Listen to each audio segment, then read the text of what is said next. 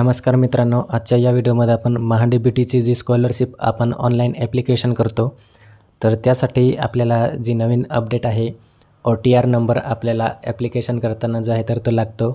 तर तो OTR number आपल्याला कशा पद्धतीने जनरेट करायचा आहे ऑनलाईन, आपल्याला KYC कशा पद्धतीने करायचा आहे आणि जो OTR नंबर असतो तर तो आपल्याला कशा पद्धतीने जनरेट करायचा आहे, तर त्याची संपूर्ण माहिती आपल्याला या व्हिडिओमध्ये पाहायची आहे. तुम्ही भारतातल्या कुठल्याही स्कॉलरशिपसाठी तुम्ही जो ऑनलाईन ॲप्लिकेशन करणार आहे, आता डुप्लिकेट ॲप्लिकेशन येतात, तर त्यामुळे जे NSP आहे, NSP थ्रू जो OTR नंबर असतो, म्हणजे OTR म्हणजे वन टाईम रजिस्ट्रेशन, तर 12 ते 14 अंकाचा OTR नंबर असतो आणि तो OTR नंबर आपण जोपर्यंत स्कॉलरशिपच्या ॲप्लिकेशनमध्ये एंटर करत नाही तोपर्यंत आपल्याला जो स्कॉलरशिपचा फॉर्म आहे तर तो आपल्याला अप्लाय करता येत नाही.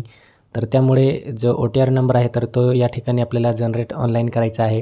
तर त्याची संपूर्ण माहिती आपण या व्हिडिओमध्ये पाहणार आहे. तर व्हिडिओ नक्की शेवटपर्यंत बघा आणि चॅनलवर नवीन असाल तर चॅनलला सबस्क्राईब करा. तर आपल्याला OTR नंबर जनरेट करण्यासाठी आपल्याला सिम्पली NSP या वेबसाईटला व्हिजिट करायचं आहे. त्यानंतर आपल्याला या ठिकाणी अशा प्रकारचा इंटरफेस आहे तर तो पाहायला मिळणार आहे.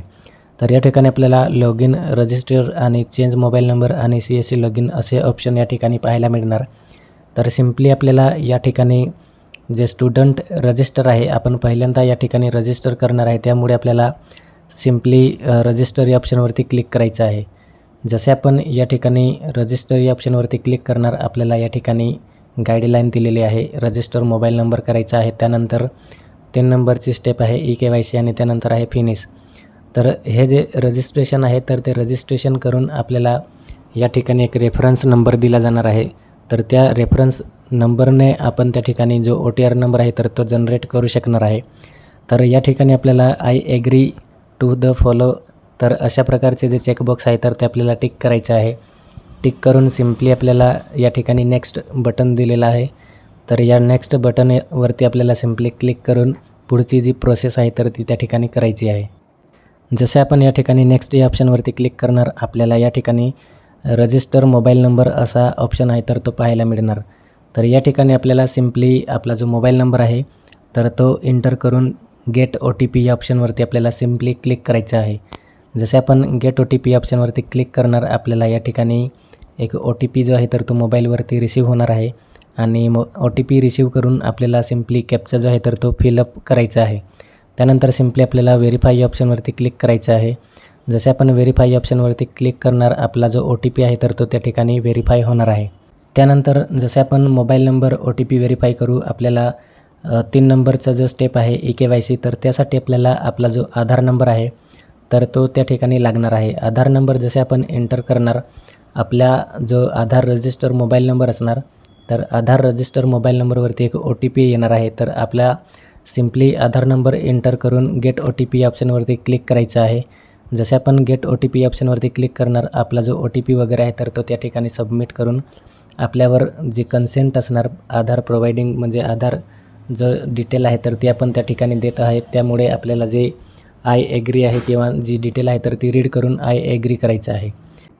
जसे आपण आय ॲग्री या ऑप्शनवरती क्लिक करणार, या ठिकाणी जो OTP वगैरे आहे तर तो आपल्याला रिसीव होणार आणि OTP या ठिकाणी आपल्याला एंटर करायचा आहे. जसे आपण OTP एंटर करणार, आपल्याला व्हेरीफाय या ऑप्शनवरती सिम्पली क्लिक करायचं आहे.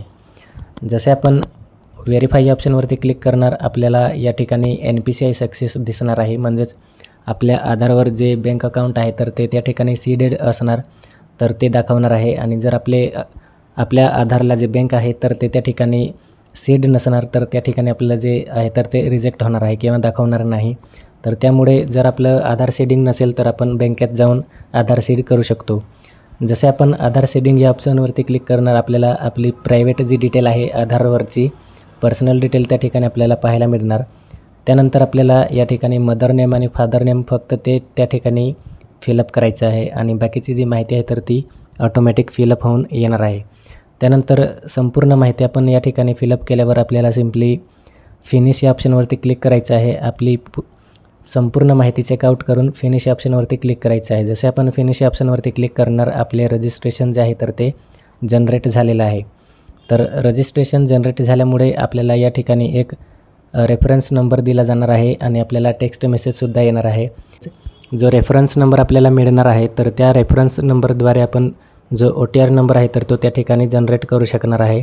तर त्यासाठी आपल्याला सिम्पली गुगल प्ले स्टोअर असणार. तर गुगल प्ले स्टोअरवरून आपल्याला OTR मोबाईल ॲप हे डाउनलोड करायचं आहे. तर या ठिकाणी आपल्याला रेफरन्स नंबर मिळालेला आहे आणि आपण प्ले स्टोअरवर जाऊन NSP OTR हे ॲप्लिकेशन जे आहे तर ते आपल्याला डाउनलोड करायचे आहे. सिम्पली आपल्याला अशा प्रकारचे जे NSP OTR ॲप्लिकेशन आहे तर ते मोबाईलमध्ये डाउनलोड करून इन्स्टॉल करून घ्यायचे आहे.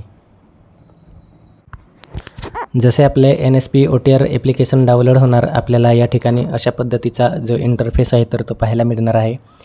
तर या ठिकाणी आपल्याला पहिल्यांदा लॉग इन करायचा ऑप्शन आहे, सेकंड रजिस्टर आहे आणि थर्ड जो आहे तर तो eKYC फेस ऑथेंटिकेशन आहे.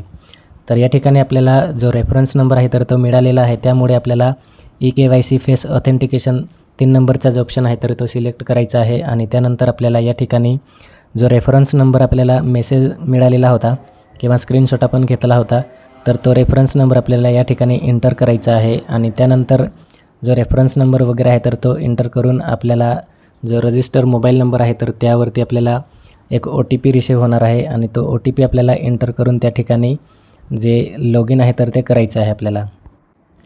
तर या ठिकाणी आपल्याला जो रेफरन्स नंबर भेटलेला आहे तर तो एंटर करायचा आहे आणि सेंड OTP या ऑप्शनवरती सिम्पली क्लिक करायचं आहे. जसे आपण सेंड OTP या ऑप्शनवरती क्लिक करणार, आपल्याला एक मोबाईल नंबरवरती OTP रिसीव्ह होणार आहे. तर तो OTP आपल्याला सिम्पली या ठिकाणी एंटर करायचा आहे. जसे आपण आपला जो OTP आहे तर तो या ठिकाणी एंटर करणार, आपल्याला सिम्पली या ठिकाणी नेक्स्ट करायचं आहे. जसे आपण आपला रेफरन्स नंबर आणि OTP एंटर करणार, आपल्याला या ठिकाणी जो टॅब दिलेला आहे नेक्स्ट म्हणून तर त्यावरती सिम्पली आपल्याला क्लिक करायचं आहे. जसे आपण क्लिक करणार, आपल्याला या ठिकाणी आपली जी पर्सनल डिटेल आहे तर ती त्या ठिकाणी शो होणार आहे आणि आपला जो फेस ऑथेंटिकेशन स्टेटस आहे तर तो नॉट व्हेरीफाईड अशा प्रकारे दिसणार आहे. तर जसे आपण प्रोसीड टू फेस ऑथेंटिकेशन या ऑप्शनवरती क्लिक करणार, आपल्याला त्या ठिकाणी ज्या टर्म अँड कंडिशन आहे तर ते पाहायला मिळणार आहे. ते संपूर्ण आपल्याला रीड करून आय ॲग्री या ऑप्शनवरती क्लिक करायचं आहे. जसे आपण आय ॲग्री या ऑप्शनवरती क्लिक करणार, आपल्याला आपला जे फेस ऑथेंटिकेशन आहे तर त्यासाठी आपल्या मोबाईलमध्ये आधारचे ॲप्लिकेशन असणार किंवा फेस RD ॲप्लिकेशन आपल्याला प्ले स्टोअरमध्ये भेटणार आहे. तर ते आपल्याला इन्स्टॉल करायचे आहे आणि त्यानंतर आपल्याला फेस RD या ऑप्शनवरती क्लिक करून आपला जो फेस ऑथेंटिकेशन आहे तर ती प्रोसेस आपल्याला या ठिकाणी कंप्लीट करायची आहे. जसे आपण फेस ऑथेंटिकेशन RDचं ॲप्लिकेशन आहे तर त्यावरती क्लिक करणार, आपल्याला या ठिकाणी अशा प्रकारे जे टर्म अँड कंडिशन आहे तर ते पाहायला मिळणार आहे. आणि त्यानंतर जे आपला फेस असेल किंवा लाईट असेल, बॅकग्राऊंड असेल आणि आपल्याला जे डोळे आहे तर ते ब्लिंक करायचे आहे. तर ती संपूर्ण माहिती चेकआउट करून आपल्याला चेकबॉक्स या ऑप्शनवरती क्लिक करायचं आहे आणि नंतर प्रोसीड या ऑप्शनवरती क्लिक करायचं आहे. जसे आपण प्रोसीड या ऑप्शनवरती क्लिक करणार, आपल्याला आपला जो फेस आहे तर तो त्या ठिकाणी कॅप्चर करायचा आहे. जसे आपण आपला जो फेस आहे तर तो कॅप्चर करणार, या ठिकाणी सक्सेसफुल्ली आपली जी प्रोसेस आहे तर ती झाल्यावर आपला जो OTR नंबर आहे तर तो आपल्याला या ठिकाणी भेटून जाणार आहे. तर अशा पद्धतीने जो OTR नंबर आहे आपल्याला स्कॉलरशिपसाठी लागणारा नंबर तर तो या ठिकाणी आपण जनरेट करू शकतो. थँक्यू.